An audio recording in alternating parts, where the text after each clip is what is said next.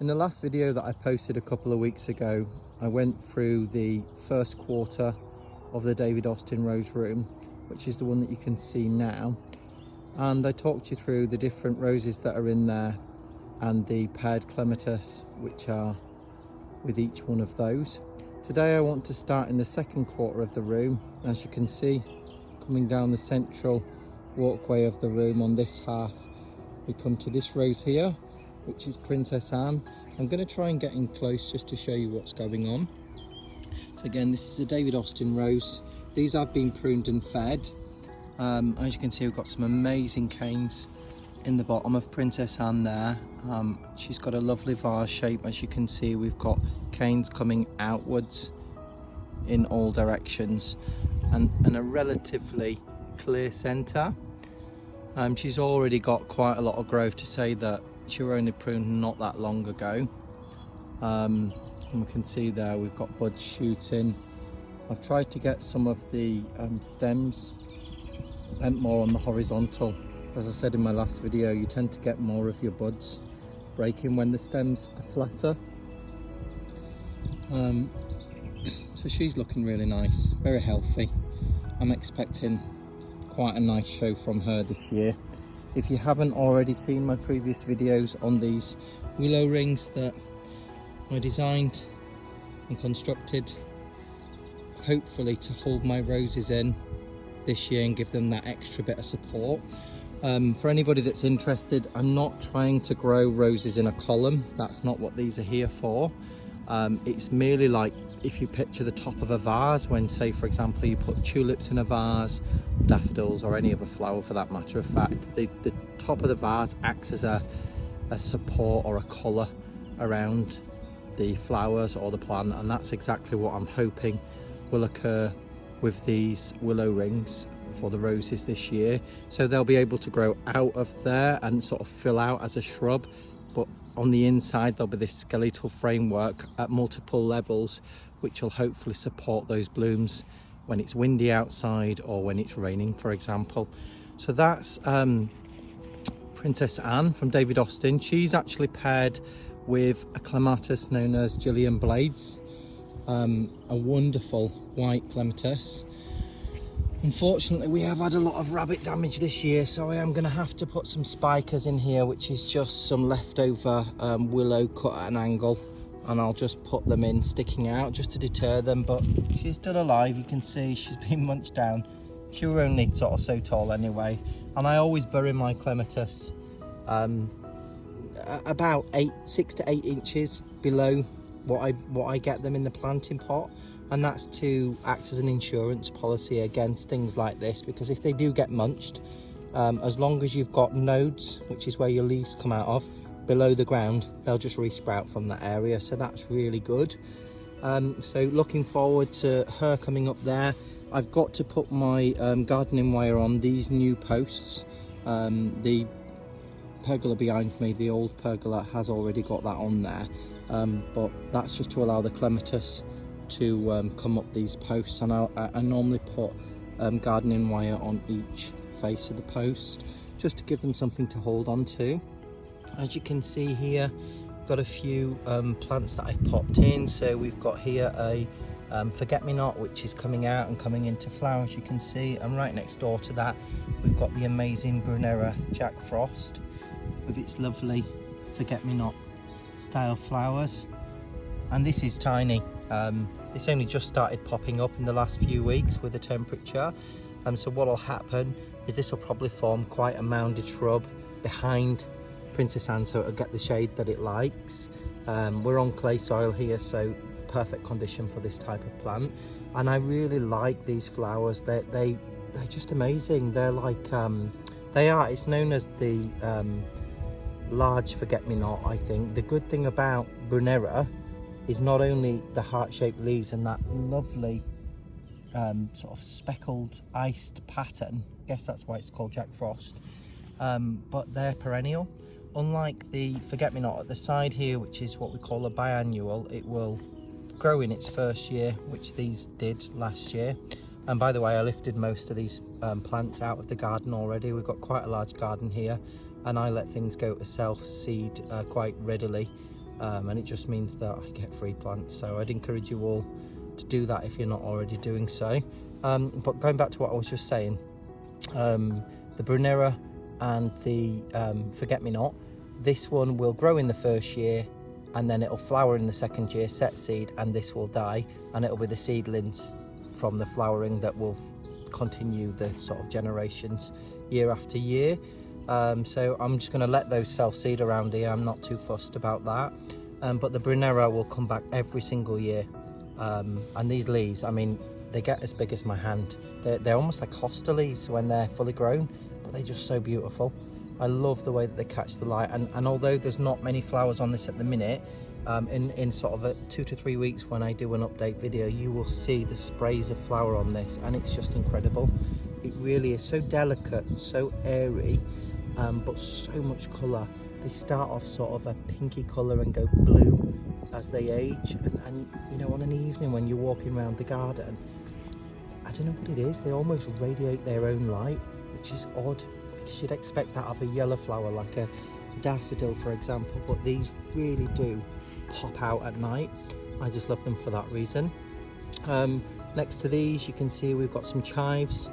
So I really wanted to grow these this year, having seen a few gardens with them in. Obviously it's a herb, it can be eaten, but the flowers are so pretty. They're basically part of the allium family, and you know, it'll sort of be a lower level pom-pom style flowers, which will be really nice to see. So there's quite a lot of plants, so you just have to bear with me. We've got some Dutch iris here, which I got at a local show, the Malvern show, I believe in autumn last year, and planted them down the central aisle, so down these posts, and the same on the other side there. I think there's about 8 or 10 mixed varieties here, so these will just add a bit of extra interest midway through the year, which is when these flower, so that'll be really nice to see. I'll see if I can get some pictures of those put up so you can see what they look like. Coming to the side of that, we've got a foxglove, again lifted, grew on last year, again another biennial, which means that it'll grow in its first year, and then the second year it'll flower, and that's this year that this is going to flower, because this grew as a seedling last year. So that's the foxglove, and I think this is likely to be a pink one of the sort of wild type. Next to that we've got a little primula. Again, these set seed in the garden like there's no tomorrow, but they're so beautiful.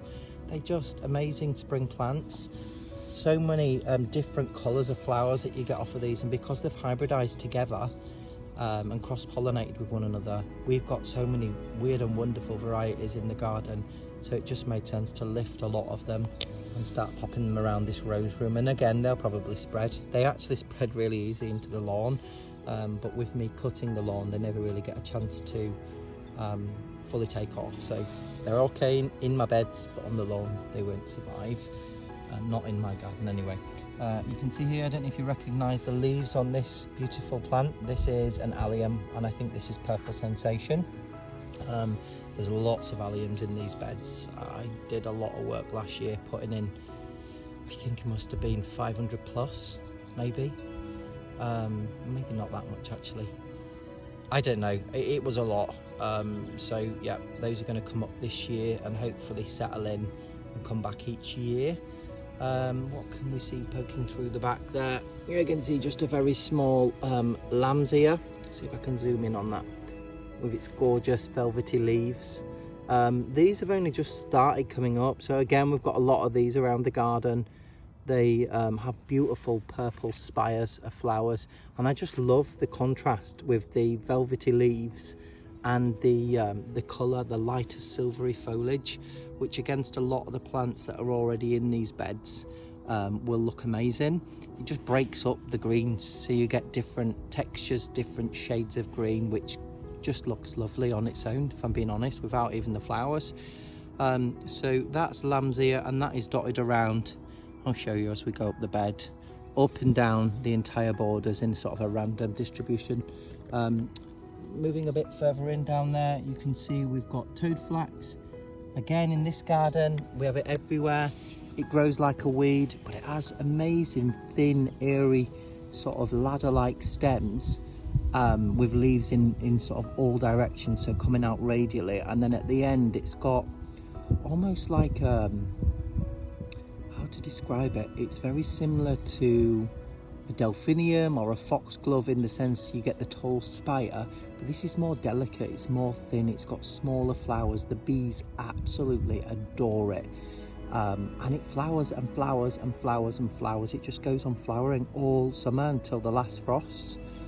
So you know, I moved that in last year and I'm glad to see it's coming up. It's a perennial, so it'll keep on flowering year after year, and that's dotted throughout. I think height wise they reach about 3.5 feet, so it's nice. It's a great plant to add into your borders, and yeah, you will never be without it once you've got it, so make sure you're happy where you've placed it. You can see here, this is one of the smaller daffodils. I think it's pronounced tete. I'm sorry if I pronounced any of these plants incorrectly, but if you sort of do a search you'll be able to find out exactly which one this is, but it is definitely the tete one.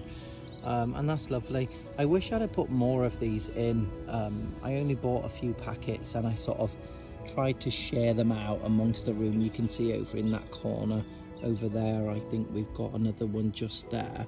I think next year I'm going to put more of these in because I really like the contrast of the yellows against the hyacinths that you can see. A lovely pink one there, absolutely beautiful. So yeah, that's a project for next year. Not next year actually, it'll be this year, around about, I don't know, November, December time.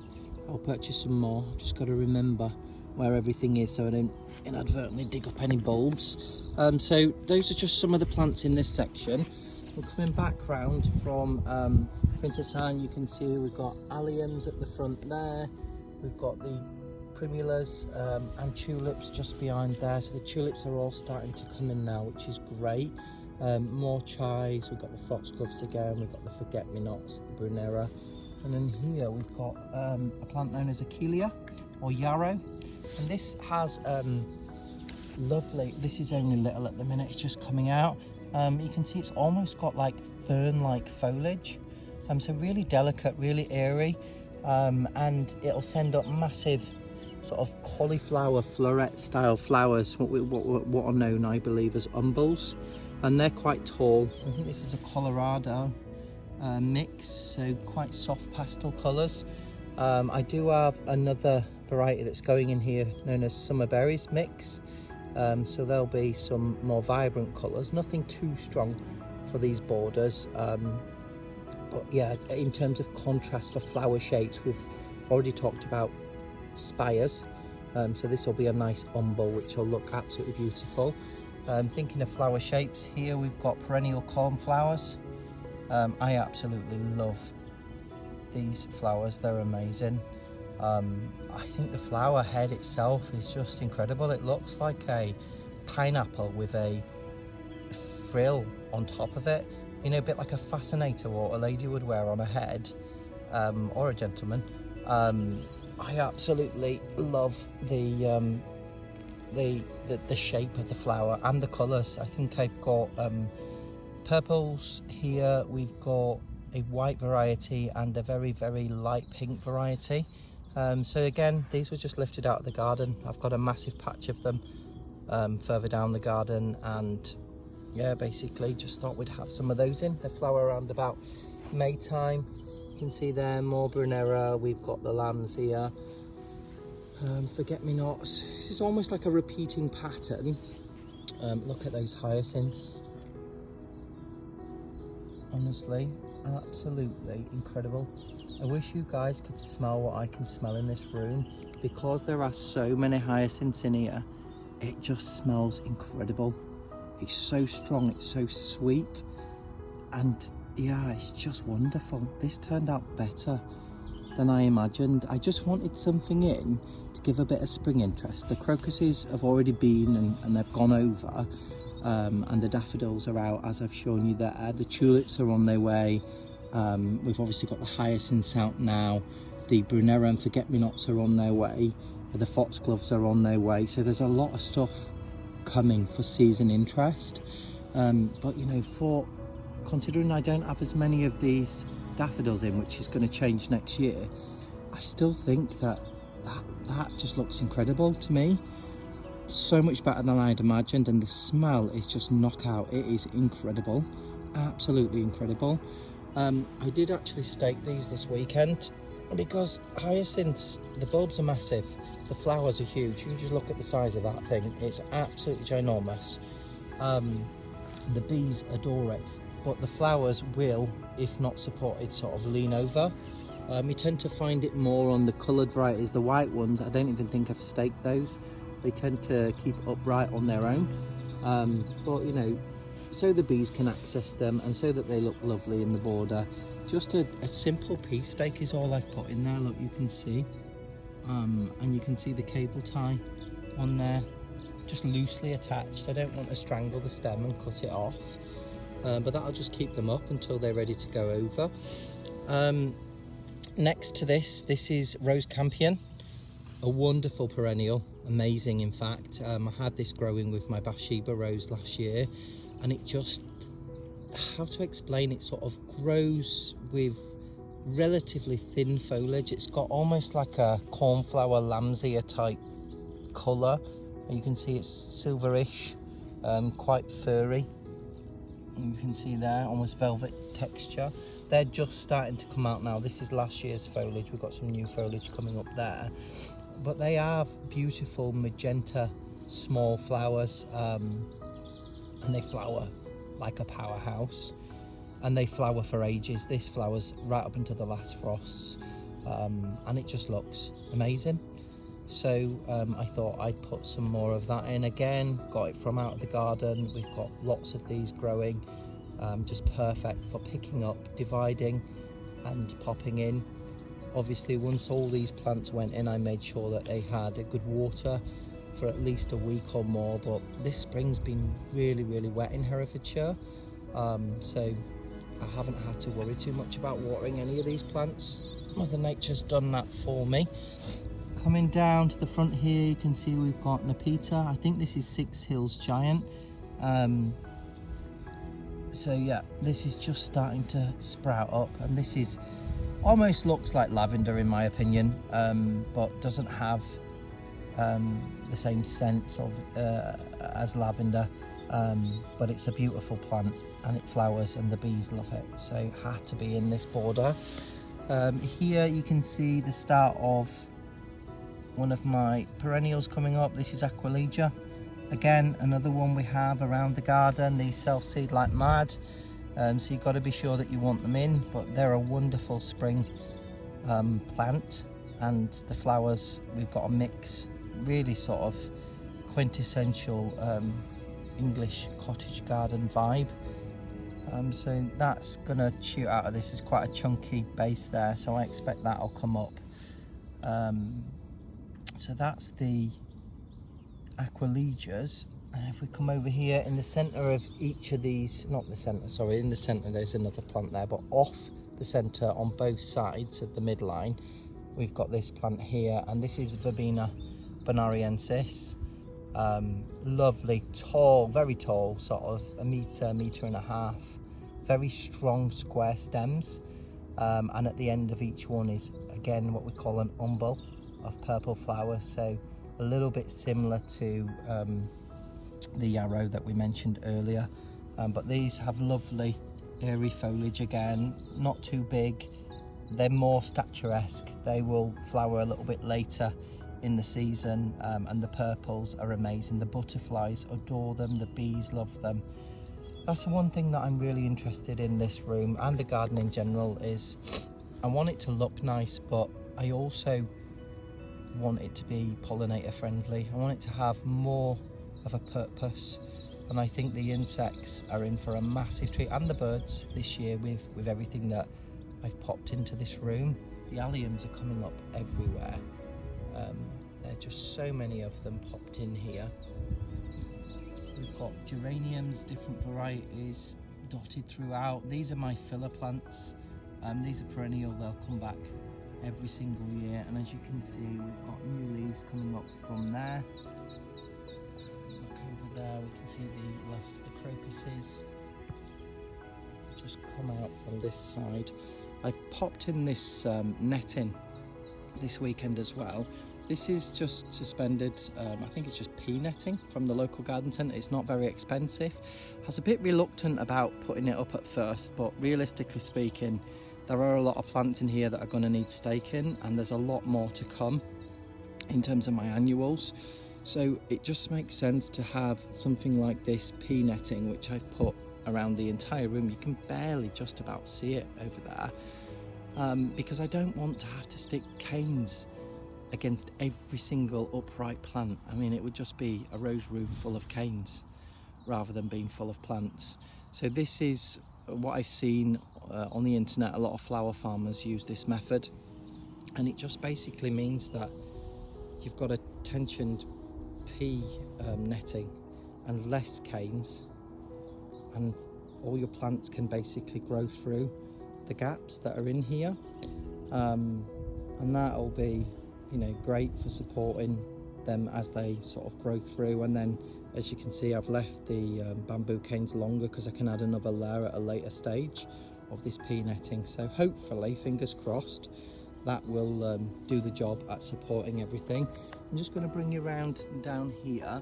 We've got again another rose campion there, more alliums. We've got a cornflower that's actually already got a bud inside of it. We're in March, which is bonkers. But there you go. And another wonderful pink hyacinth that we saw just earlier on. And then if you look down there, we've got another form of hyacinth known as muscari, or the grape hyacinth. And I've got a few varieties in here. I think that one there is Mountain Lady with sort of the lighter cap. I can't remember what that one is, but it's a slightly darker variety. So that is those in this section. As I've said, a lot of these plants are repeated throughout, so you'll see alliums everywhere. You'll see again cornflowers, which you can see just there. And then we've also got a plant known as the pale-eyed yellowgrass, or Cicericium. This is a lovely soft yellow, so it grows with these sort of iris-like leaves. They do turn black at the end of the season, so they do require a little bit of a tidy up. But out of those will come a tall flower spike, or several flower spikes, and they've got the most beautiful soft yellow. Very similar, in fact, to the primula that you can see over there. So it's a lovely soft yellow. I'm not a massive fan of mustard yellows, if I'm being honest. Not in this section of the garden anyway. It's just a little bit too light absorbing for me. I like plants that radiate light better. So those are of course dotted around the room as well. And I also love the foliage on these. The colour is very similar to the allium foliage. It's almost got this sort of bluey green hue to it. And I just think that's another nice interesting feature amongst all the other greens and blues that are in the beds. We've got primulas over this side. I've just spotted another one there. We've obviously got lupins, which will add a bit of extra interest further down the line. Next to that you can see an aqualegia. I've got this foxglove, which has really come on since I put it in. It were only a tiny little seedling when that went in, and that's looks like it could be a white one. Sometimes you can tell with the white ones tend to have a bit more of this sort of white fuzz on the stems. Sometimes I get it wrong though. We do have some other plants in here. I think this is Sildacea, Little Princess. Again, tall spikes. I'm not too sure. I've put a few bare roots in and amongst these, and I'll just need to wait to see them come up because there's that many different things in here. I can't remember 100% where I've placed everything, so that'll be interesting to see those come up. I do know that this is a geranium and it's called Alaska Rivers, and I saw this online and I just thought, oh my god, that is beautiful. I'm gonna have to have some of that. So I think I bought, I don't know, about 25 of these bare roots, and I've dotted them around the rose room as well. We've got more chives right here, which is beautiful. This is a carex grass, and there's a lot. We had a massive clump of this in the garden, and it's quite slow growing. And I thought to myself, this would be lovely to dot around. Just again, it almost has like, it reminds me of, you know, your house plants, spider plants. It's just got that same sort of colour with the lighter band on the outside and the dark green on the inside. I'm not sure if this flowers, but I've grown it mainly for the foliage, just a different shape, different colours, and then with the bicolour, it just adds that extra bit of interest. Right next door to that, we've got more lamb's ear, and then we've got an amazing hyacinth, absolutely gorgeous. Even these, the pink on this is sort of bicoloured. You've got a darker pink going down the middle, and the outer petals lighten off. And you can see on here, if I get the focus right, the pollen beetles absolutely love these plants. They tend to go to anything I find in the garden that's highly perfumed. A lot of our magnolias are full of these pollen beetles, and they don't cause any damage. As I understand, they feed on the pollen, but in doing so, they inadvertently cross-pollinate the plants. You've got to remember, beetles are actually part of the whole pollination chain. We've got some mascara here, again that darker variety. I must look up that to find out what it is, but it's absolutely beautiful. So nice. And as you can see there off to this side, I don't know if you can just about work that out, but that is another Verbena bonariensis. And when I put these in, they were only sort of single stems. They will actually branch out at the base. They will completely bush out and sending up new canes. So that would be really nice to see. Beautiful, beautiful white hyacinth there. Slightly different flower shape on that one, a bit more open. These bulbs are amazing. I've only grown them in pots before, or had them on the windowsill as a lot of people do in the house, but they're just incredible. They do so well out here, and the perfume, as I keep saying, it's just so good. It's so strong, it's so sweet. It carries on the air beautifully. You can smell it even outside of this rose room because there's that many in here. We've got some more Nepeta, which by the way is known as catmint. Just down there, just trying to make sure we're showing you everything that's in this section. Of course, I've missed out the obvious thing in the middle, which is my Iris siberica. Beautiful purple spires. So you have this lovely strappy foliage, which sort of will tower up to about 3.5, 4 feet, and then it will send up even taller than that. Beautiful purple Iris siberica with yellow detailing, and they're absolutely stunning. It reminds me, I don't know if you're UK based and you've heard of, you know, the Cadbury's chocolate. It's that purple. Absolutely delicious, just amazing, and they flower so much. I had these in the rose room last year, and I've got them dotted around the garden because they're very easy to divide. You can, I mean, this is a clump that went in last year. It's a very generous clump. I could have divided that maybe into at least 2 more clumps, but I've got that much of it here. I thought may as well start off with a slightly bigger clump and get a bigger impact this year. And I don't know if you can see, but there are these clumps between where you see these posts. You can see the next post in the middle, center of each bed, is a clump of Iris siberica. So we've got one over there, we've got one over there, we have one in that bed, in between those. And what my hope is that, you know, come the time when these flower, there'll just be almost like a sea of purple all the way down. It reminds me of those Indiana Jones movies, you know, where they find the tomb with all the treasure, and then somebody sort of gets a stick that's got some sort of flammable material on the end of it, and then they sort of light the temple up, and the fire goes all the way around the temple, and then you see all the gold and the treasure. That's what these remind me of. Once they start to flower, it'll almost be like somebody's lit a purple flame all the way around the entire room and all the borders. I'm really excited to see what that looks like. Anyway, moving on because this video is going on.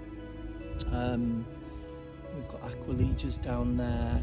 I think this is rose campion just underneath, or that could be actually, no, it's a cornflower. You can tell it's a cornflower because if you look, it looks like a spider's been in there, but it hasn't. That's how they grow. You've got like this sort of webbing structure. If you look, this is just some of the primulas that I pulled out of the garden, and they're beautiful. Look at that. Absolutely gorgeous. Imagine being a bee coming in to feed on that.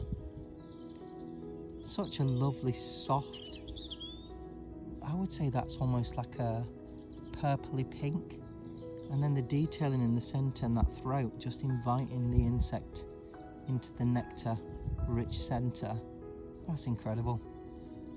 And these are only just getting going. You know, these were tiny when I put them in. They're coming into their own now, and we're getting a lot of flower buds on there, so I expect that will bulk out a lot, and over the next sort of 4 to 6 weeks we'll get to really enjoy a display. Moving off to the side of those, you can see here we've got another Brinera just packed in here, and this one isn't Jack Frost, so this is what they naturally look like, the generic form. So you've got the heart-shaped leaves. These are only tiny at the minute, but remember they'll probably be as big as my hand, but they've got the same flowers, so these lovely little forget-me-not style flowers, and this is tiny at the minute. As I said, it will bunch right out, and the blue flowers will be up here. It will be stunning. So that's pretty much that section. Then we move on to the second David Austin rose in this quarter, sorry, and this is Eustacia Vi. I did keep these labels in, but obviously putting my mulch on top, you can see that is Eustacia Vi. And again, nice open shape. I've tried not to prune these too hard because they were only planted about 9 to 10 months ago. Before I even put any of the posts or dug any of the beds, I thought, I'm getting my roses in. I want them to have had a season before this year, and so I sort of roughly marked out with canes and string where the beds were going to be. And actually I didn't do a bad job. I mean, on a couple of the roses they are a little bit further away from the post than I would have liked, and I'm not digging them up to move them not so early after planting them. But the beautiful thing about roses, you can train the canes, so although this one is not bang on the centre, it doesn't matter in the grand scheme of things. You're not ever going to really notice that once it gets going. But we've got a lot of lovely little buds coming on her.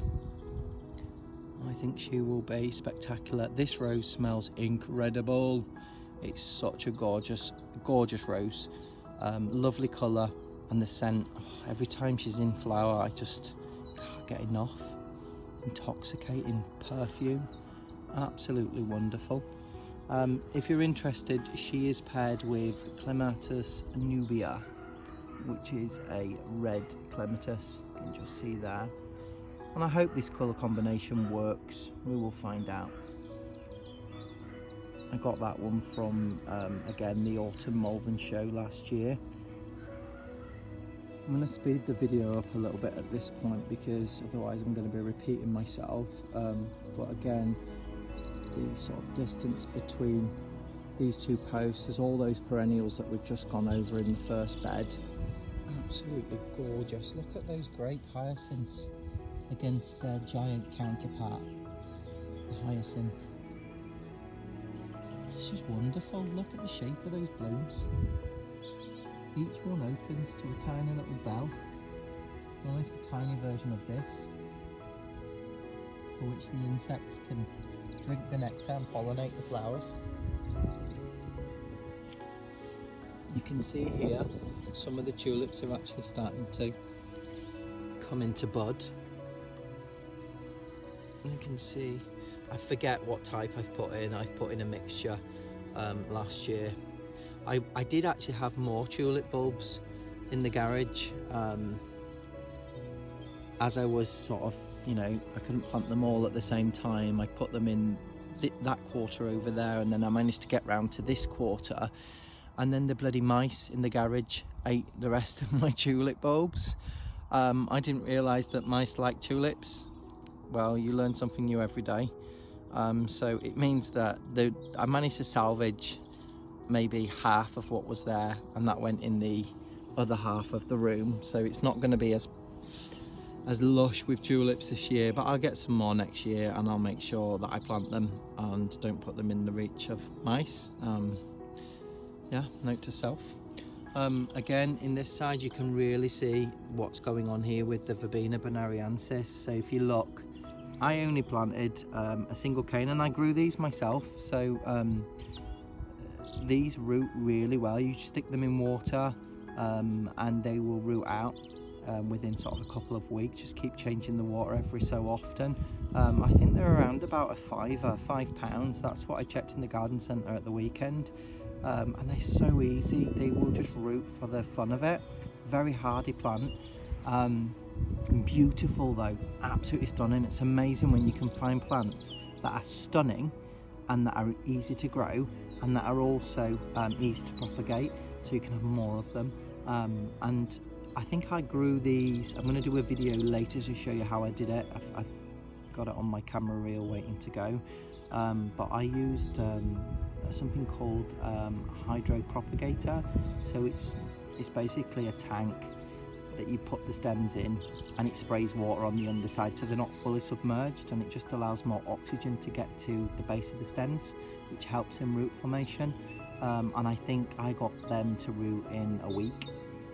So literally cut the stems in a week. They were ready to plant out and grow in pots, and then I think a few weeks later I put them in the ground. So very quick process. But anyway, as you can see, look at all those stems. So we've got a stem there, a stem there, and a stem there, and there's probably more that are going to come out from underneath. They also sort of branch out as well along the actual stem. You can see just in this section here we've got another stem. If I'm being totally honest, when I come to do a little bit of a tidy in a few weeks, I'll probably take those stems down closer to the base, the main central stem, the old one, just so that I get sturdy, strong stems from lower down, and it just tidies it up a little bit. So that's the verbena that I wanted to show you. Got more yarrow in there, more of the chives, forget-me-nots. We've got the primulas. I got one not that long ago called Zebra, Primula Zebra. I'm going to see if there's any flowers. There is a few open at the side of me here, which I'm going to take you to in shortly. But I think it's a wonderful primula. I'd never seen it before. Walked past it in the garden centre and I was like, I've got to have this one. It's beautiful. So hopefully, you know, when they spread, I'll have more to plant around the garden. Look at this Brunera coming into its own. It's beautiful, heart-shaped leaves. This is not the Jack Frost. This is the standard variety, but already starting to show some beautiful little flowers. And as I keep saying, this is nothing compared to what it's going to be like.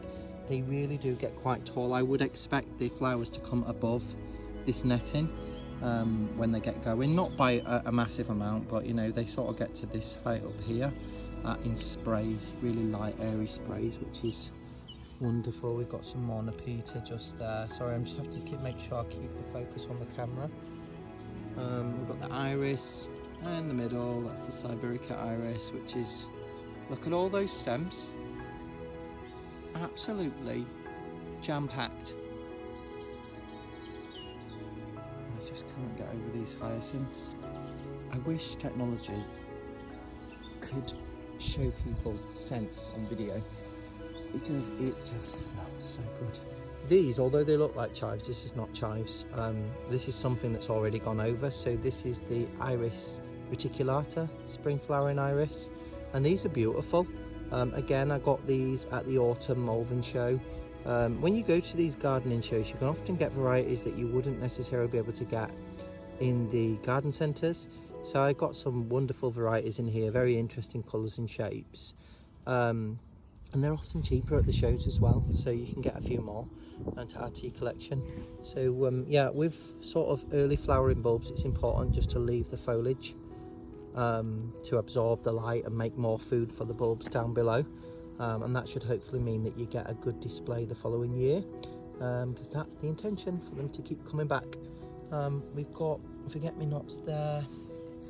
I'm just going to whiz through more foxgloves, geraniums. Look at that verbena there, that bonariensis. Look at all that growth.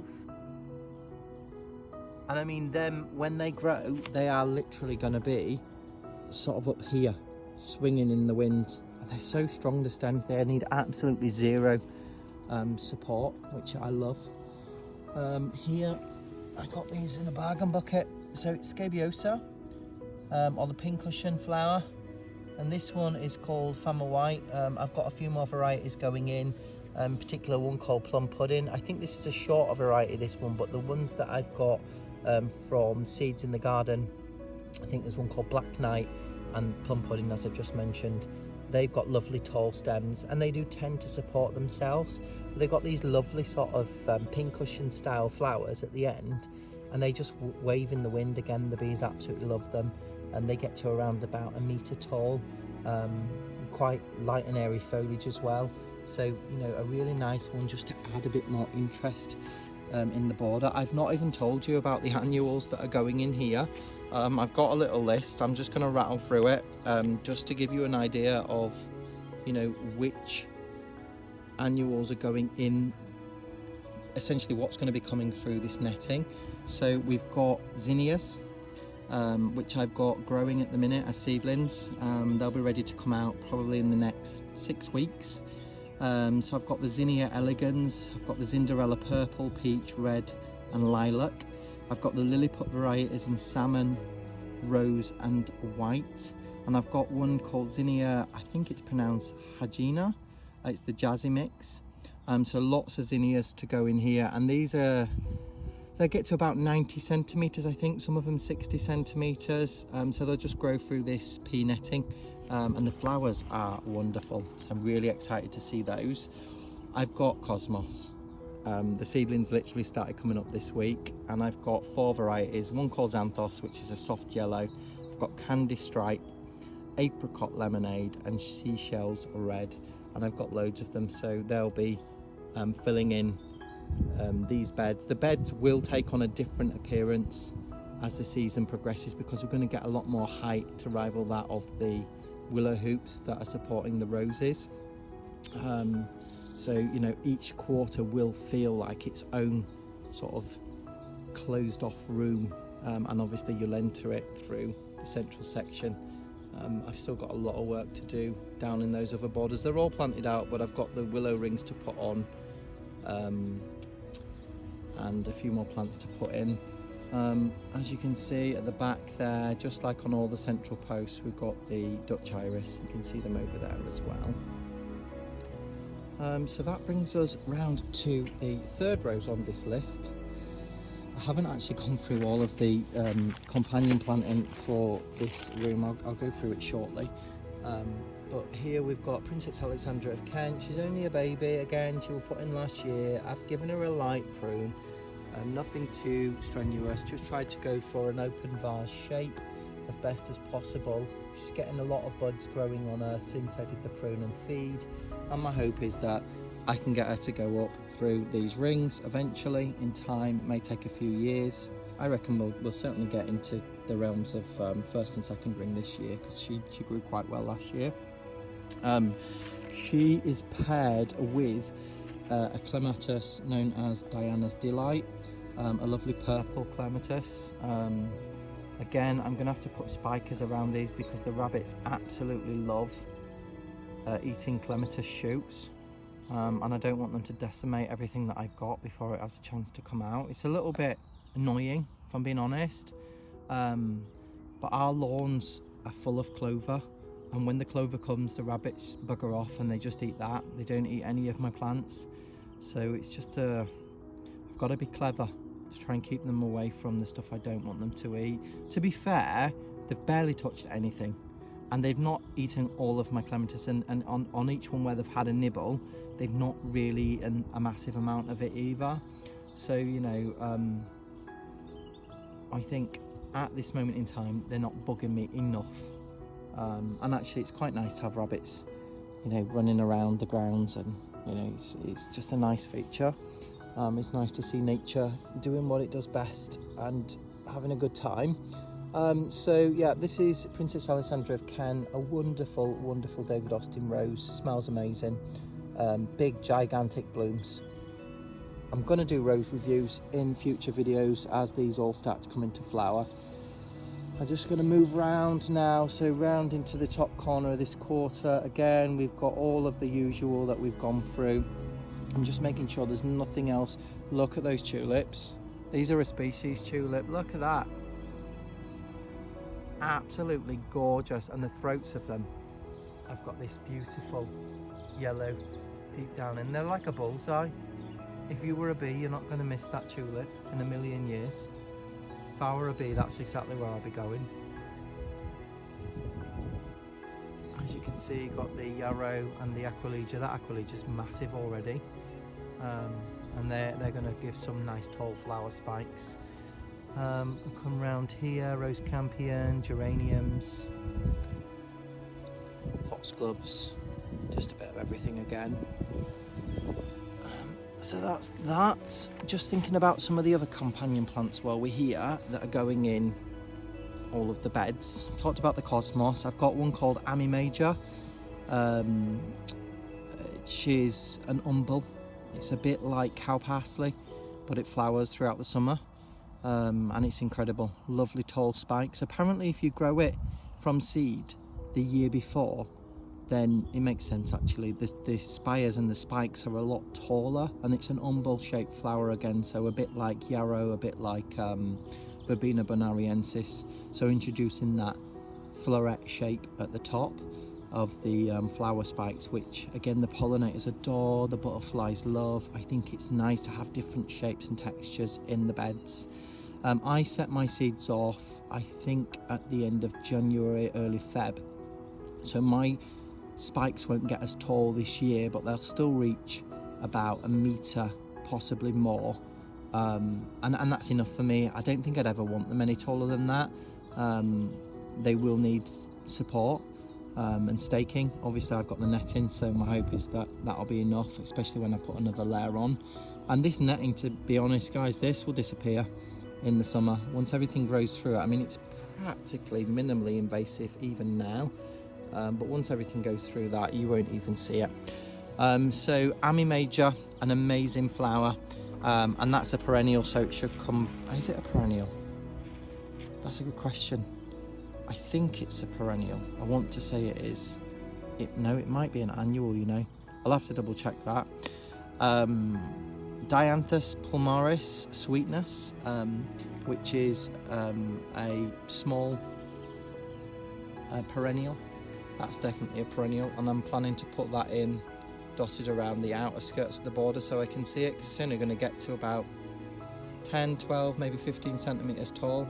But the sweetness in the name is a clue to why I'm planting it, because it smells incredible. If you go in any garden centre this time of year in the UK, you'll see them everywhere, and they're like little carnations. That's what they remind me of, but they smell so sweet, good enough to eat, absolutely wonderful. So we've got the dianthus that's going in. I've got a plant called Dediscus blue lace going in. I've got 3 varieties of cornflowers going in, Classic Magic, Classic Romantic and Blue Ball, and they're all annual cornflowers, unlike the perennial cornflowers which we've discussed with the pineapple shaped flowers. These are a little bit different to those. I've got snapdragons or antirrhinums that are going in here. I'm having a little bit of difficulty at the minute trying to get them to germinate, but if I manage to, apparently they're really easy to germinate. I don't know what I'm doing wrong, but I've got a new batch in and I'll just see what happens. If I manage to get them to come through, I've got I think about 6 different varieties. So we've got Sweet Duet Mix, Night and Day, the Rose, Lucky Lips, White Admiral, Orange Wonder and Apple Blossom, and they're of varying different heights. And I think, again, going back to shapes, they will give the tall spires, and apparently the snapdragons, they just flower and flower and flower and flower, so can't go wrong. I've got more of the Aquila that I've mentioned, which is the Summer Berries mix that's to go in. I'm going to come on to this rose in a second. I've got Echinops, which is known as a globe thistle, and that'll be going in these beds. Not too many of them because they're quite a big shrub, but they're beautiful for late summer flowering, and they give lovely globes of purple flowers that the pollinators go insane for. So I'm going to dot a few of those in here. I've got poppies, several varieties. These are annual poppies, by the way. I've got mother of pearl, peony mix, and the bread poppy known as the album or white poppy. I've also got going in these borders larkspur, which I understand is a close relative of delphinium, and it's an annual, and they've come through in the seedlings, so we've got lots of those, and that's the giant imperial mix that's going in. I've got a plant called agastache. I think it's agastache. It's sort of tall, spire type blooms in a blue-white mix, and that should look really nice, and that's a perennial. I've got the scabiosa, which I've talked about already, the black knight and the plum pudding to go in. I've got sweet peas that will be going in against these posts just for added interest and colour, and I've gone for extremely fragrant varieties. I think we've got 19 different varieties to go in the whole room, and there's enough for one per post. And there's more than 19 posts in this room, so some of them will be repeats, but they will look amazing, reaching about 2 meters in height. And obviously the more you cut, the more they flower, so flowers for the house. I've also got something called Sweet Sultan mix, which is going in the borders nearer towards the front. I've got some Nicotiana sylvestris to go in, again another fragrant tall annual. For around the fronts I've got something known as Nemophila 5-spot. I just thought it looked really pretty, and that's the issue when I go to the garden centre. If I see something on the seed stand and I like the look of it, I buy it and think about it later. And then finally we've got Gypsophila or baby's breath monarch white, which will be a filler, and hopefully you know, with its small tiny white flowers, it'll look lovely against everything else that's going on in the borders. I'm going to bring you around now to the next rose in this room, which is James L. Austin. You wouldn't know that looking at this this half-buried David Austin sign, but there he is. And James L. Austin did really well last year for the first year that he was planted. Had a light prune this year, already budding out. I've got high hopes for this one. It's a gorgeous coloured rose, and the shape of the blooms are lovely as well. I don't recall James L. Austin having a tremendously strong fragrance, but it's a wonderful rose nonetheless. And James L. Austin is paired with Clematis Dark Eyes, which you can just see in the back somewhere in there. There is a Clematis. Again, the rabbits you can see where the stems are snapped. They've had all that up there. But I've buried all of these deeper, and there are new stems coming out of the base, so I'm not worried at this moment in time. So that is James L. Austin, and that's Dark Eyes. We then move a bit further down. I did tell you that I was going to show you this Primula zebra. Look at that for a Primula. We've had a lot of rain in the last few months, and so, you know, a lot of the flowers have been beaten. I've had to take some of the flowers off because they've gone a bit soggy and yucky, but now we've got a bit of dry weather. You can just see, look at that, that's incredible. So that's Primula zebra, and next door we've got some Nepeta, and just here we've got a hyacinth. And look at this Primula, this was from the garden. I wouldn't even know if that's its own type, to be honest. There's that many available. I wouldn't know if in this garden we've got new varieties of Primula. I couldn't honestly tell you. But I just look at that lovely soft salmon pink with the orange and then the yellow star in the middle. Wonderful, absolutely wonderful. Again, this is just the usual stuff that I've gone through in this border. The iris again in the middle, alliums everywhere. You can see here the hyacinths are just starting to come out in this section, and that's a telling sign that they went in after all of those up there. The way I've done this rose room, because you've got to remember this entire section was just lawn this time last year. All this is new: posts, beds, plants, everything, roses, rings, everything has been done within the last 10 months, dividing all my plants and moving them into this area. So I've had to do it in sections to make it more manageable, and that means, for example, when I put the hyacinths in there, I've had some left over in my box and I've just put them in a safe place, out of the place of praying mice, just in case they decide they want to eat those as well. But these will come through. They didn't go in that much later, and as you can see, the white one's already up. So, you know, it's staggered, and I think it'll just give a little bit more of an extended season interest. So that's that. Coming through here is one of my favourite David Austin roses. I've got many favourites, but this one is particularly interesting to me. It's Sceptred Isle, beautiful open blooms, pink with sort of lighter petals towards the outside. But I really like the fact, I don't know if you can see from the picture, they have an open centre, so you can see the stamens inside. So very much pollinator friendly. But the smell of this rose is incredible. It's so strong. It's got a wonderful scent. Again, another one that you just pass in the garden, and every time you just got to have a sniff. You've just got to smell and inhale that perfume, because it'd be a crime not to do so. In my opinion, it's just wonderful.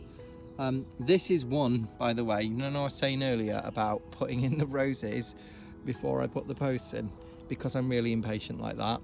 The real reason that I did it, as I said earlier, I wanted to get the roses in and give them the chance to root out and have, you know, I think this particular rose went in around about, I want to say April, May last year. So that gave it many months throughout the summer to put on some roots underneath the ground, to put on a bit of foliage and growth at the top, to fatten up the stems. If I'd have put them in this year or bare root season last year, they wouldn't have been anywhere near where they are now in terms of what I can see in front of me and what I know is under the ground. All my roses are planted with mycorrhizal fungi as well, just to give them that added boost. They've all had a feed about 2 weeks ago when I started pruning. So, you know, as I said, this is one that if you look through the ring, you can see it's nowhere near centre of that ring. And this is just one that I didn't quite get in the right spot. Obviously it's not moved, it's not migrated towards the edge, that is where I put it. But when I put the post in, I thought to myself, oh gosh, I've missed that one by a mile. But actually, having put the rings up this weekend in this section, it's not a disaster. I would say probably 75% of the canes are within the rings, and I'll just train them. So I will cut canes to suit and try and get it all to go within and up, and sort of train it around the hoops. So I'm not worried. It's not a disaster, I think, to be honest. Even if it had been further forward, it still wouldn't have been a problem. I will get them to grow through these hoops and sort of out of the hoops at different levels and around the hoops to encourage the stems to burst more buds and get more flowers. So who is Sceptred Isle paired with? That will be Dr. Rupel, which again, the rabbits seem to have had that one as well, but there are new stems coming up. You can't really see them from this far away, but I've had a look this morning, they're definitely there. One of the jobs for this week is I have a lot of leftover willow from making these rings, and they're about, I don't know, maybe 10 inches, 12 inches long. I'm just going to cut them on an angle with the pruners and then stab them in the ground and have them sort of sticking out at the bottom. So if the rabbits want to come and munch on any more of my clematis, they'll have to get through that first. I've seen people use things like old rose stems when they're doing their rose pruning, but the only issue with that is they'll probably end up rooting, and I don't want roses mixed in randomly with the ones that I've got. So if I use the willow, because it's dried already, it's not going to sprout, and I've got it already as a byproduct, if you would, of making these rings. It just makes sense. I've got it there, I'm going to use it. We've got more tulips, hyacinths.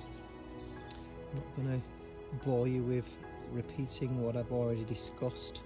Look at that, primula down there. Again, this is why I just love these plants so much. They're so unfussy and they're so giving. These are flowering already, and this is nothing compared to what they're going to be like. You know, there will be a lot more flowers, as we move through the coming weeks, but they just do what you want them to do, and they look beautiful in doing so. When there's not that much else going on, just to have this sort of dot of colour is really, really nice. You can see down there we've got the Brunera again starting to flower, but we're not in the full season for that yet. It will get so much better, and I can't wait to show you what I mean. Anyway, moving on a little bit more to the next rose. This one is Silas Mana. Again, another amazing David Austin rose, quite light pink blooms, lovely dark stems when they come up. They're green now, but they're sort of purplish when they come out, and as are the leaves. They're quite sort of bronzed and red in colour. This is another one that has an amazing fragrance, gets to about 3.5 foot in height, although I suspect this one will get taller. I have taken some of the canes down on this year, just so I can train it through the hoops that are in front of me. But this grew vigorously last year. It's very thorny. That's the only thing that I'd say about Silas Mana is the thorns. Yes, it's almost brutal, and they're backward pointing as well, so if it catches you, you know about it. It absolutely kills. But for the rose that it is, it's a small detail that I'm happy to look past. Silas Mana is paired with a Proteus, and as you can see, the rabbits haven't found Proteus yet, because you can see all of those stems, look how fat they are coming up from the base. By the way, I grew all of these clematis on myself. I think I started them about 2 years ago. They're all supermarket clematis, so I think I bought them from the likes of Morrison's and Asda in the UK. I think they were on something stupid like £3 for £5, which is insane. I think you're getting them for like £1 some, £1.75, whatever it is each. The supermarket clematis, you can't really, I wouldn't advise just sticking them straight in the ground, because they're likely not to come back the following year. The roots are nowhere near strong enough to compete with other plants. What I did is I planted all my clematis into, I think I started in, I want to say a litre pot. So they come in these tiny little plastic pots from the supermarket. I then put them into a litre pot, grew them on, and when I seen roots coming out the bottom of those pots, I potted them up into 4 litre pots. We moved house in that time, and obviously I knew I was going to be using them for a project, and I brought them all with me. I think I had over 100 different varieties, and you know, I pruned them, let them grow on in the pots. They produced a beautiful display, and consequently now when these went in last year, they're really mature, got a lovely strong root system on them. I'll put some update videos of that, because I took a few videos of when I planted these just to show people what I'd done and how to do it, how to plant them deeper, which I talked about earlier. So I'm confident these are strong, and these should hopefully flower really well for me this year. I'm hoping as well this will be a nice colour combination. So that's Silas Mana. Moving down, we've got some more tulips, little daffodils there, hyacinths, iris coming out. I'm so excited. You just imagine when all them foxgloves, which are dotted around at different intervals. I mean, in this section alone, there's 1 foxglove there, 2, 3, 4. There's 5 in that section alone, foxgloves. And so when they get to their height, I think that's just going to give such an amazing look to this room, a real cottage style feel, which would be nice. Look at the stems on those tulips, how beautiful are those? Again, I'm not sure what variety this is. There's some wonderful tulips that I bought last year and planted, and they're all different, so lots of interest. Really excited to see what they look like. Again, you can see there we've got lupins coming up. They were planted as bare roots. I like the iris as well. They're not iris, sorry, the alliums. The leaves of the alliums, when they first come up and they sprout out of the ground, like the tops of them have got almost like purple tips to them. It almost looks like the part that's punched through the earth to come out. but they're still left with this lovely purple stripe all the way down the outer edge of the foliage, and I just think that looks beautiful. It's a really small detail, but it's often the smaller details that I appreciate the most, and against that bluey green foliage, it almost just makes them pop that little bit more. Alliums, by the way, if you're not aware, when they flower, the foliage does die down. It goes sort of yellow and looks a bit manky, and that's while they're flowering. It's almost like all the energy then goes into the bloom. You don't really want to cut the foliage off. I've read different things. Some people say it's absolutely fine to cut it at that point. The foliage is what feeds all of these bulbs, so you need to leave it on, in my opinion, for as long as possible. Ideally not touching it until you do an autumn clear up, for example, or a spring clear up, because you want the bulbs to be as well fed as possible, so that you get a good display and hopefully more alliums over time and more bulbs of whatever it is that you're growing. One of the good things that I've done in these beds is I've put the alliums purposefully a little bit further back in the beds, so that whatever is growing in front, you won't see the foliage of the alliums. So it can go as disgusting as it wants for me, because you're not going to see it in the height of the season when everything's in flower. So that's just a little handy tip if you're planting alliums. Just pop them a bit further back in your borders or towards the middle if you've got a strip like this, and you won't suffer from seeing disgusting foliage. Moving on, look at that primula. Isn't that just an amazing radiant yellow? It's almost glowing, absolutely soft as, beautiful. This here is Dame Judi Dench, David Austin Rose. She was really twiggy. I've cut a lot of the thinner growth out for her first year, and we do have some fat stems down there, but I'm hoping that she gives me more fat stems just to support more of her growth. But this is a wonderful rose, absolutely cute as a button. Gorgeous orange colour. Really like the namesake of the rose as well. And she's paired with Destiny, which is a wonderful clematis. You can see Destiny at the back there. Lots of new growth on these, and eventually Destiny will grow around these rings and grow up the posts once I get the gardening wire on the post to the top on each face, just giving them more structure to climb onto. So that is Dame Judi Dench and Destiny, and then moving further down, I think these are going to be an orange or a yellow tulip, because you can just see there. Who knows? I'll have to show you in an update video. Is there anything else in this bed? Just lots of different stuff coming through. It's really encouraging to see all of this as well, because you've got to remember, when I put it all in, a lot of it, all the bulbs were buried under the soil. You have to have a vision. You have to imagine how it's going to look and where you're going to put your bulbs, where you're going to put your perennials. I don't really like bare soil, if I'm being honest, so planting densely for me works well. You've just got to make sure you've got good airflow. I'm lucky that we're quite open. I'm going to show you that blossom tree a little bit later.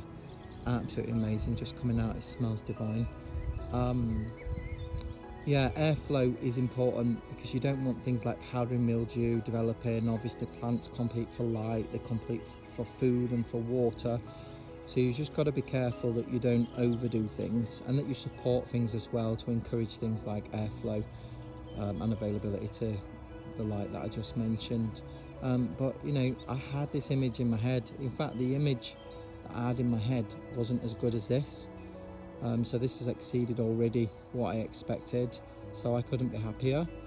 So yeah, coming down to the last rose in this quarter of the room, and this one would be Tranquility. Again, all these are David Austin roses. This one did so well last year, and as you can see, we've got some wonderful stems in there. I've tried to prune Tranquility into a vase shape, so clear it in the center, got rid of all that twiggy growth, because it's not going to support any blooms very well. And already I think Tranquility is probably just through the first ring, so I know for a fact that Tranquility will get to the second ring at least this year, probably a little bit higher. Look at the soft pink of this hyacinth, and at the base you've got the mountain lady, great hyacinths. How pretty is that? Just so nice.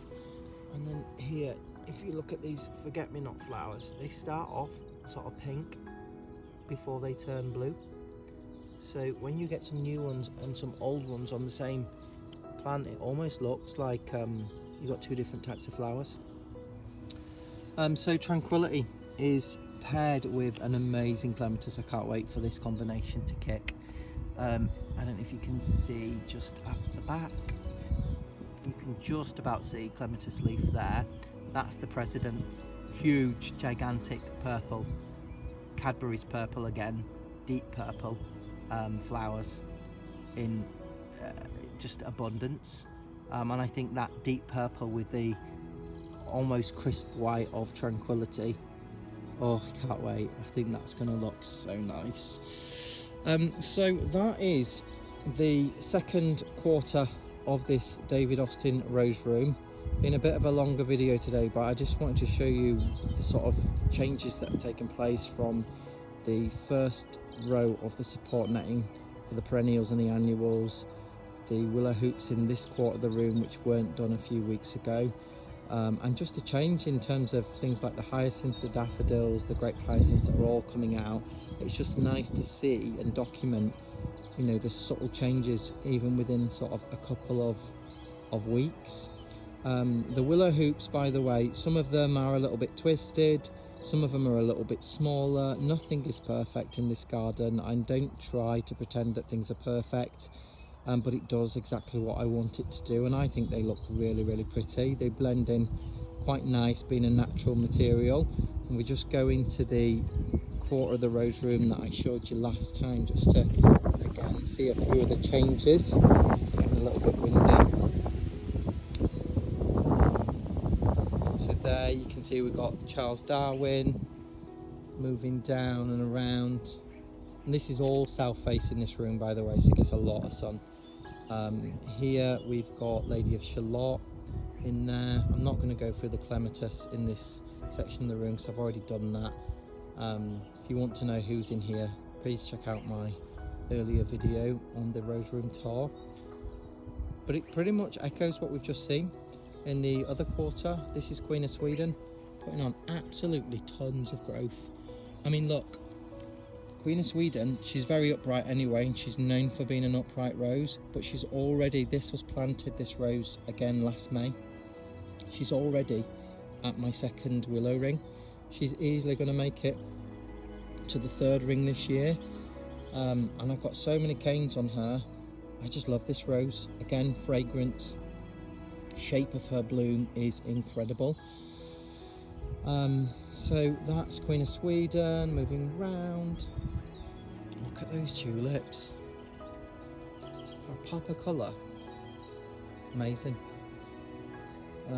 You can see we've got a verbena there that's not died back in the frost. That tends to be what happens. As you can see, it just gives you an idea. We've got a lot shooting out at the bottom. That's Verbena bonariensis. But look, it just gives you an idea of how they grow. I mean, that has actually lost part of its stem, and it's about half height, or maybe 2/3. And that's remained upright all winter. We've had windstorms, rainstorms, you name it, we've had it, and that's got no support. And that's an old stem. The newer stems will be more upright, and will look incredible. Who's this? Gentle Harmony. Again, look at how healthy those canes are. Gorgeous. Gorgeous foliage. This rose smells incredible and the blooms are beautiful. And I'm training her up through this willow ring. We've got a hyacinth that's trying to pretend to be a rose and is wanting involvement in the willow rings for support, which is cute. We've got the daffodils here. Every rose has got a clematis. Again, check out my previous video if you want to know which one that is. There's Demona. Oh, we've already got butterflies. Do you know, that's something I'm really looking forward to seeing, is, you know, the insects in this room. Because of all the flowers that are going to be in here, I think there's going to be a lot more butterflies and bees in this section.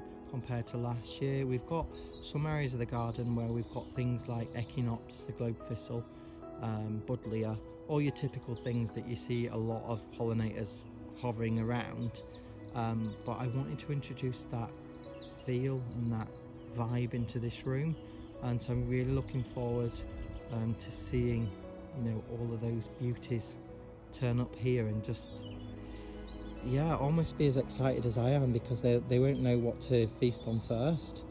So that's Desdemona. Again, you can see we got some, they must be red tulips of some description. Be interesting to see. My mum's coming with her partner to visit us in just under 2 weeks time, so I think the hyacinths might have gone over by then. I hope they haven't, because the smell's amazing and I want my mum and her partner to experience that, but I think the tulips will all be out by then. So even if the hyacinths are done, the Brunera will be coming in as well more, and the forget-me-nots, so there'll still be loads for her to see. But she came last time when none of this were here, so it'll be really nice. Look at that clematis in the background. I think that one, I want to say, is, the label's on the other side, its name escapes me. Oh no, it's Anna Louise, and I know that because the label's there. Look at it. Again, I bought this one from the Malvern show last year, autumn. That's a cute little butterfly. And I've paired that with Gabrielle Oak, who's hiding behind this hyacinth. Gabrielle Oak, as I said in my last video, didn't do really well for me last year. It was quite a sickly rose, and it's because I moved it. I originally bought Gabrielle Oak, I think in April last year, put it in a different area of the garden, because I didn't think I was going to have it in this section, and then I read a load of reviews about it and I was like, oh my god, I need this rose in here. So I dug it up, I watered it first, tried to do it on a cloudy day, did all the usual stuff that you're advised, and it just, yeah, I think because I moved it in May, having already planted it once, I just don't think it was happy with me. But safe to say, it is growing, and I hope that he forgives me this year and puts on a load of growth and blooms. The canes are fat as anything. And actually, I had a go at pegging one of the canes. I don't know if you can see, we had a long cane there, and I've pegged it, and it is actually sprouting up. So it's a little bit further away than the willow hoops that I've got here. So I've got that butterfly's about to land on my head. But you know, if it introduces a little bit more Gabrielle over that side, that can't be a bad thing. And I'll just work out how I'm going to support that extra cane later down the line. So that's that. Look at this. This Brunera, should I say, is a little bit further on than the others, and already you can see what I'm talking about the blooms. And this is Jack Frost, clearly you can tell by the markings. The leaves sort of start out like this, and then slowly but surely they get these little air pockets under the upper surface of the leaf, and to you and me that gives this iridescent effect, which just looks incredible. I absolutely recommend this plant to all of you. It prefers a sort of dappled shade, so where I've tried to put it in the room is behind things that I know are going to provide the shade, so things like the roses and everything else that's going on around these, and they grow really well in and amongst things. So that's one that I would recommend to you all. It's such a given plant and it doesn't require much fuss. We've got more tulips there on this side, hyacinths, again exactly the same as what I mentioned before. It's just a repeating pattern, but when I say pattern, things are dotted around in a random effect, sort of curves rather than straight lines, and in such a way that it appears, or I hope it appears, naturalistic, the planting. I haven't just thrown them in anywhere. There is a sequence, there is a rough pattern in the beds, but I didn't want it so rigid that it just looks like somebody's come in with Photoshop and, you know, click repeat, edit, paste, repeat. copy and pasting on all that job. I just wanted it so that it was as natural as possible. Look at these cornflowers. They look beautiful even in bud. I love that cobwebbing. It's so fascinating. It almost looks like, you know, the silkworm when it spins its silk threads. It's got that same appearance. Look at that. How fantastic does that look? I wonder why they have these threads. Doesn't make sense. Normally if a leaf is hairy or furry, it indicates that the plant grows in a hot climate, because the hairs help to sort of trap a layer around, a layer of air around the plant, and therefore conserve moisture. But yeah, I just love this plant. This one takes me back to my childhood. The shape of it I'll never forget. You can see there we've got more Verbena bonariensis shooting out, which is nice to see. I'm nearly at the end of this now, this video, if you've managed to stay on till this long. Sometimes when I'm watching videos on YouTube, sometimes you can feel like saying to the person that's doing the video, you know, get on with what it is you're trying to say. But then there are some videos where people are doing garden tours where I could quite literally just watch the video all day and the entirety of the video, because it's interesting and I like to see what's going on, and I like the presenter to talk about the different things. You know, no detail is too small for my brain. I like to know and see what's going on and get ideas, and learn how people are doing things and see how, if that's different to what I'm doing. Is it better? Constantly learning, you know, even though I've been doing this for years. And it's just relaxing, you know, if I'm having my tea or I'm having a bowl of cereal or a cup of coffee or whatever it is that I'm doing, if I'm in the bath, it's nice to just walk around somebody else's garden and just get a bit of inspiration and joy. So hopefully if you've stuck on, that's what this video has done for you. Just going through this last section again. Look, different coloured primulas, beautiful. Tulips coming up there, alliums everywhere. Oh, I wanted to show you, look at the alliums, they're already budding out. Look at that. That's Purple Sensation. It's got a bud on that one. If you look over here, we've already got a bud on that one, and we're middle of March. So I hope these are going to be a wonderful display this year. We will see. And this is the forget-me-not flower. And the way that this differs to Brunera, if you look at the forget-me-not, the flower shape itself is the same, but the centre of the flower has almost got like a star shape. So the white is not a perfect circle, it sort of radiates out. You can see these small sections that give it a star shape. If you compare, for example, that to a Brunera, I'm just going to take you back up to this one that had all the flowers on. Can you see how the flower shape is different?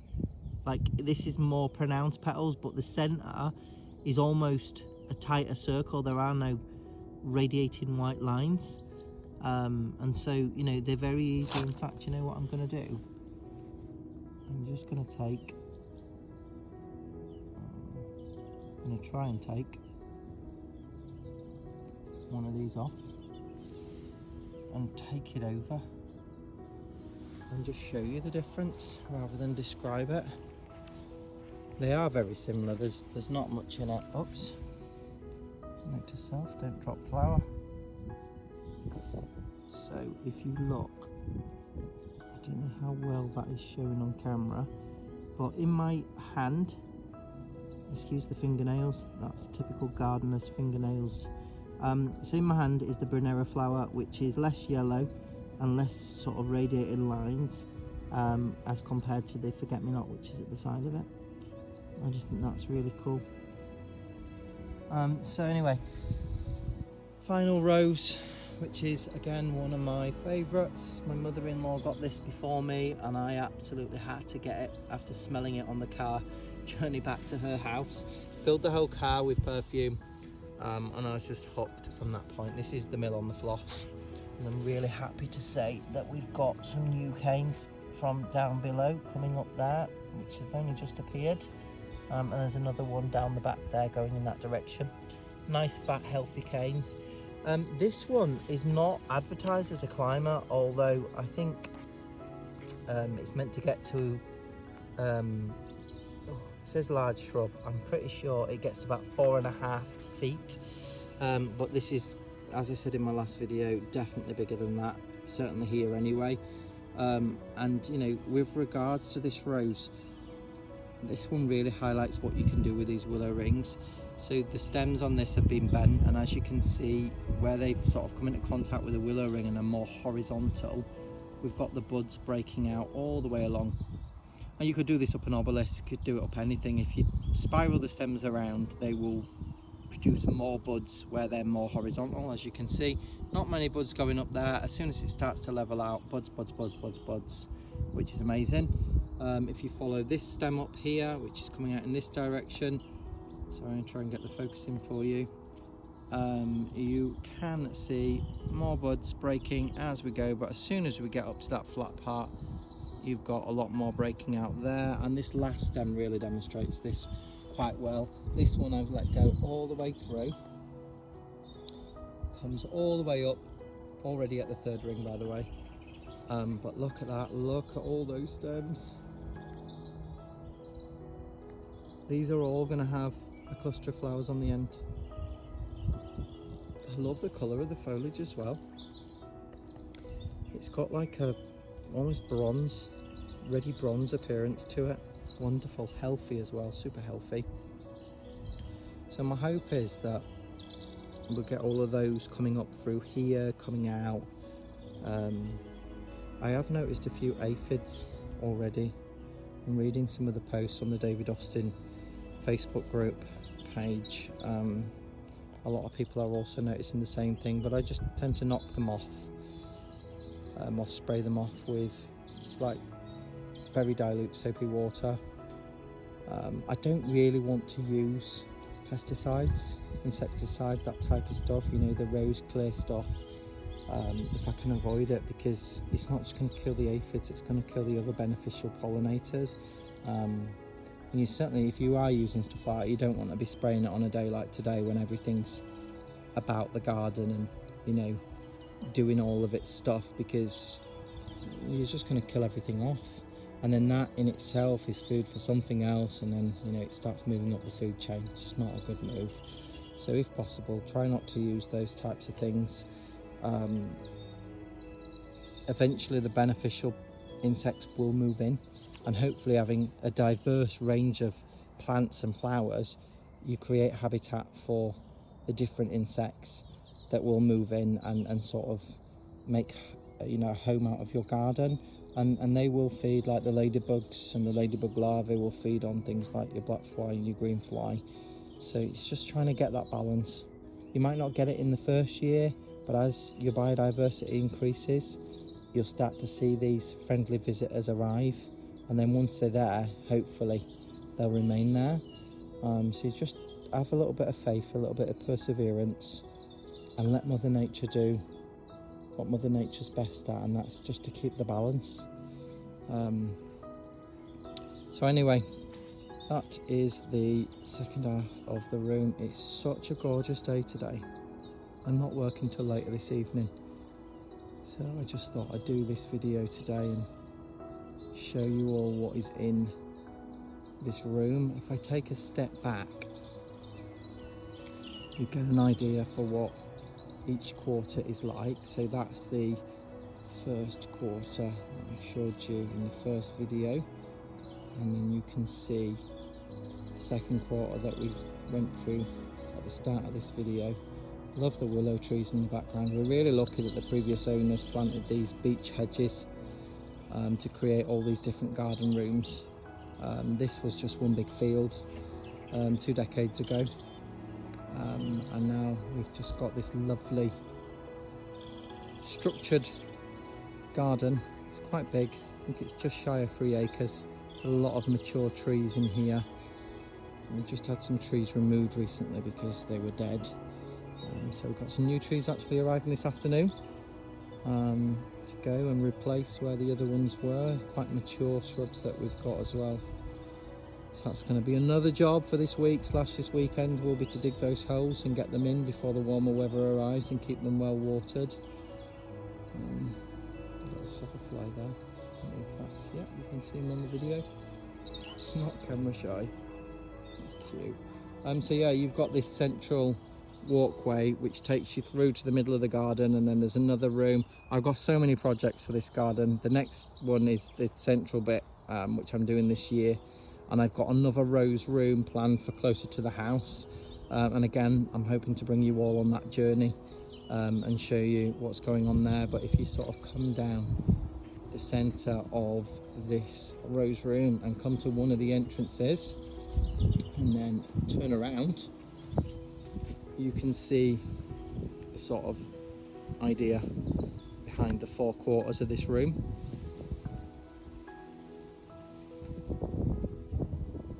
And the trees in the background as well, they just had a lovely backdrop. I mean, that willow at the end, and when the hedge is all greened up, which it is actually starting to bud out already. I don't know if you can see, these are the fresh buds.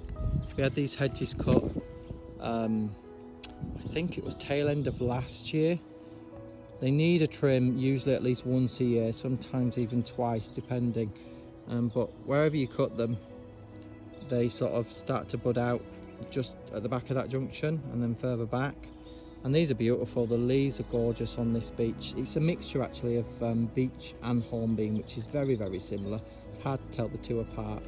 But yeah, these will flush out around about May time, and you won't see through them then. They're completely one solid green wall, which looks amazing. As you can see, I've got post toppers on the previous pergola. You can see the post toppers on there, and we've also got a square bit of post just for extra strength.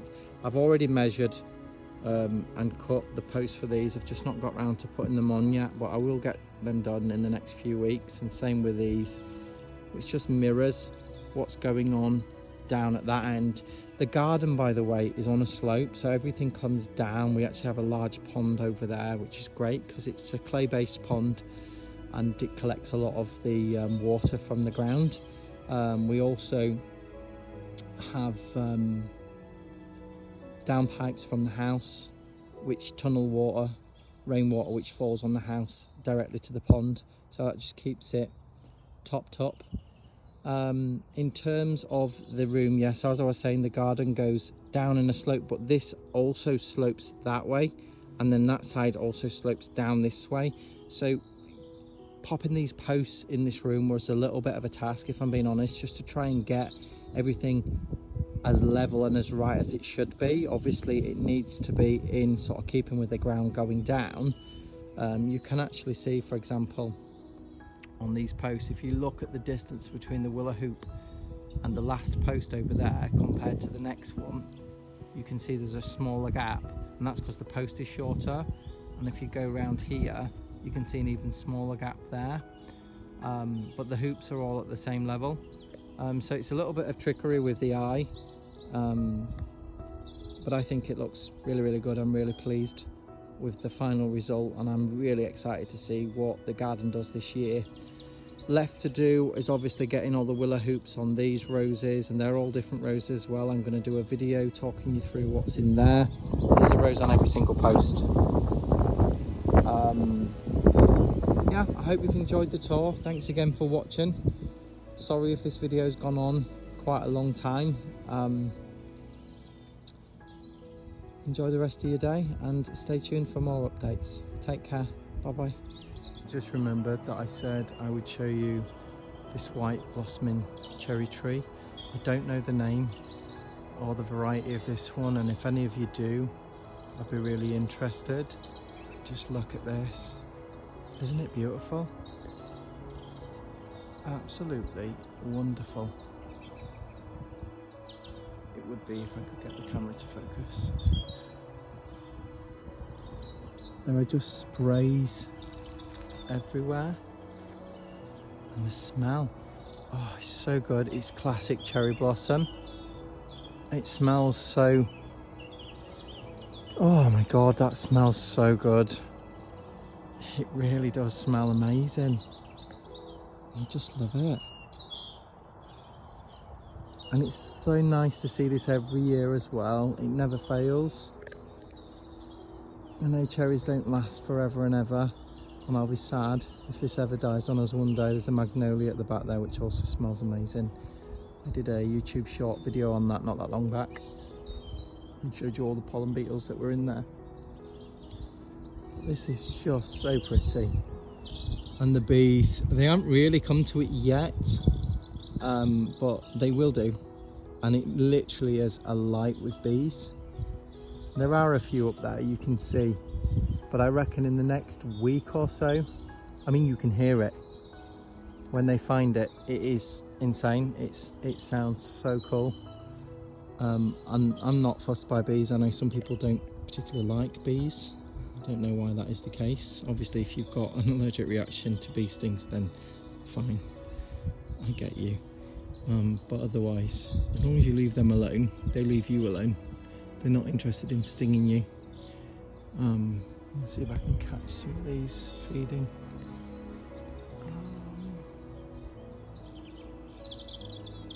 There's so much blossom here, and the smell, again, is just incredible. Absolutely beautiful. I love it. Oh,